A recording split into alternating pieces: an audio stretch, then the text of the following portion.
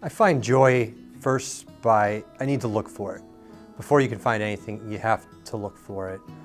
And that can be difficult when seemingly there's no joy, there's no hope to be found. But that's when it's most important. I remember 10 years ago, I was in a seemingly hopeless state. I was locked up in Summit County Jail, facing criminal charges related to my addiction. I was at a point where I wasn't sure if I could ever get sober, if I had any hope in my life. But it was out of that moment of desperation that I really started looking for hope. And I found it by seeing other people's recovery. That was about the time that I was able to turn my life around. I've been sober since, and I continue to look for hope. I get joy from working with people and helping people when I see that their lives are turned around.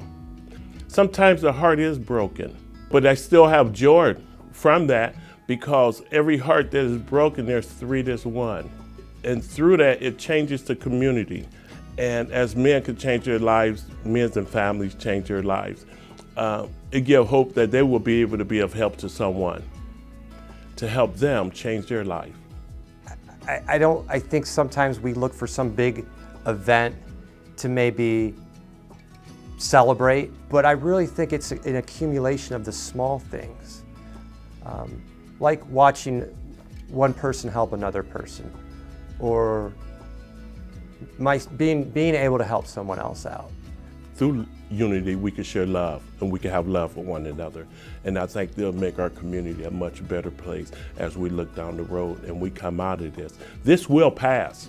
I think there's three things that we can do when we're in the situation we faced last year with COVID and the social injustice. Or we can avoid it, and I don't think that's advisable. You can avoid it. You can accept it. And acceptance is great. It works in a lot of situations. But that doesn't necessarily solve the problem a lot of times. Or you can seek to change it. I think that's what I've tried to do. That's what's helped me, I guess, deal with it, is what can I do? I think it was Gandhi who said, be the change you want to see in the world. So if we see examples of isolation, of people struggling because of COVID, because they've lost their connection to others, well, maybe we can reach out to them with a phone call. Maybe we can be that change. Maybe we can bridge the gap and help in that area.